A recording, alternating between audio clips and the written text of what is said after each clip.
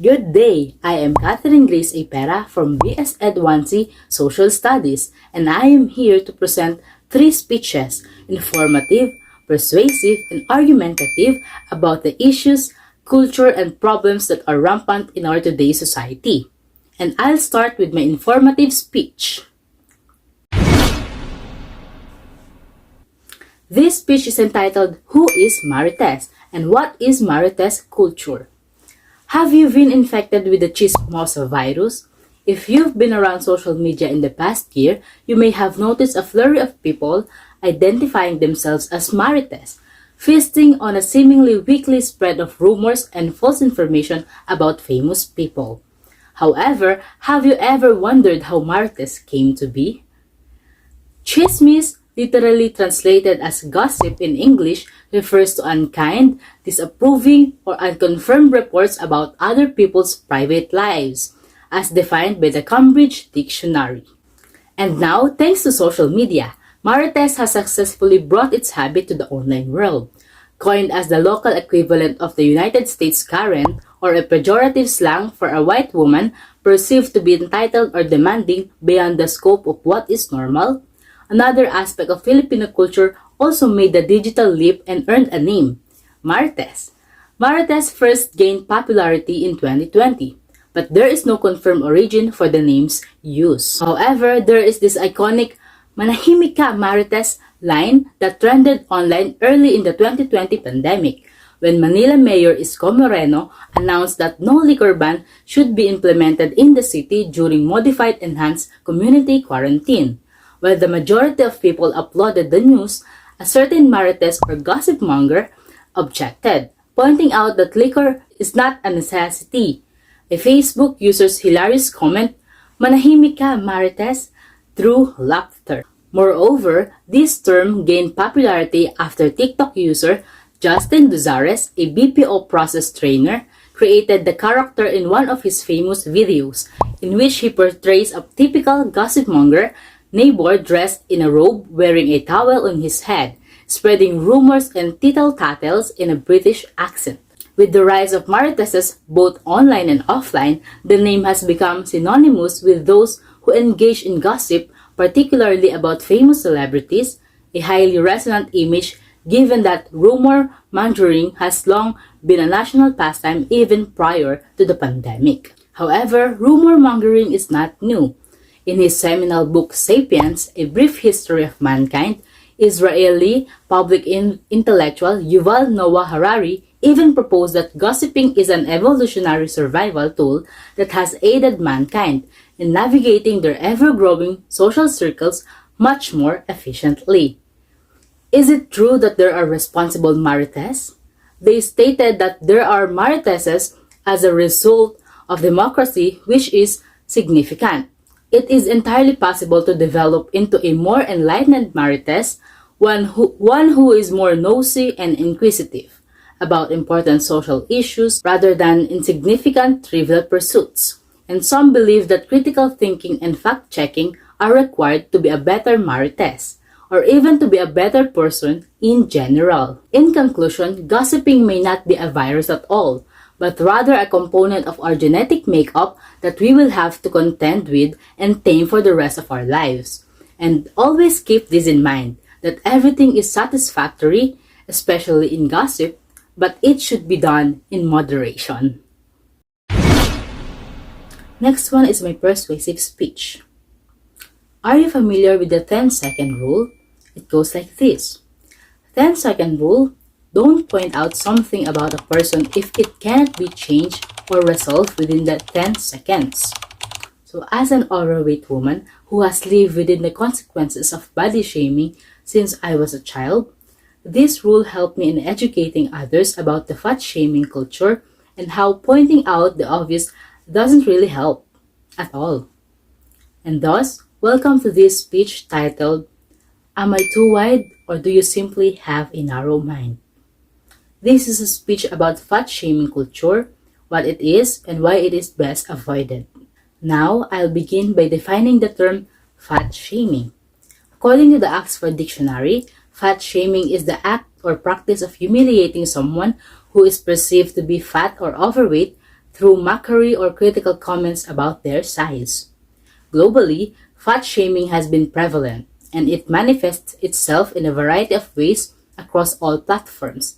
It can take the form of vocal comments about their size, social media posts, discourse, comments, blogs, and tweets, among others, all of which harshly and humorously discriminate against people who are overweight.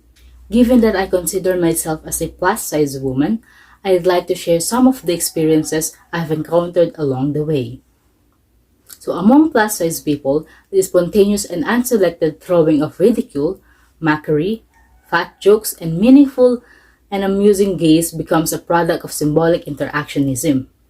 I've been called taba, baboy, malaki, majubis, among other derogatory nicknames. For them, it was just a joke, but for me, that was an insult. Because living through those criticisms served no purpose at all. According to certain, you are putting your life at risk of developing additional disorders, heart attack, or diabetes. So try to lose some weight. As a result, I always respond to them that physical appearance alone cannot tell you everything about someone's health. I do feel healthy, and it is none of your business. This has always made me sick of the person they are, but I always attempt to educate them about my situation and appearance. Believe me, I am fully aware that I am fat, and I do not require acknowledgement. Fat shaming fosters only negativity. Fat shaming is a pervasive culture, particularly in the Filipino family, and it is perpetuated in society. This is a quality that is developed within the family and instilled in the minds of large individuals. It demonstrates unambiguously that the human mind is conditioned to use the ideal body form as a standard of comparison. We become merely the symbolic representation of deviance from what is normative, and it is completely wrong. These encounters and lived experiences with the fat shaming phenomenon reassemble the fragments of myself and open up the social world to the fact that I am too wide for your narrow mind. Therefore, before you say anything to a fat person, most likely emphasizing their size and appearance, take a moment to recall the 10-second rule.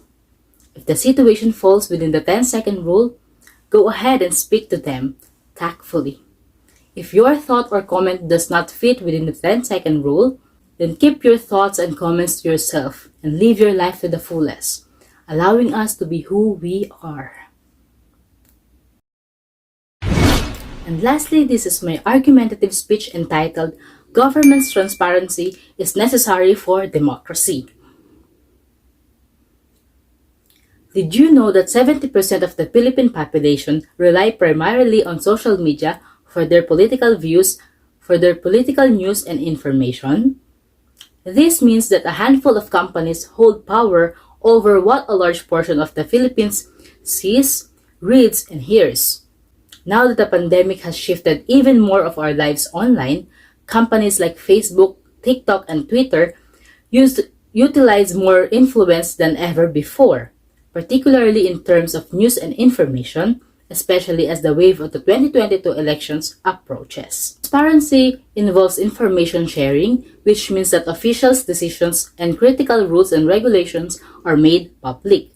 Lack of knowledge about how government agencies operate can encourage officials to commit acts of corruption in order to conceal their actions.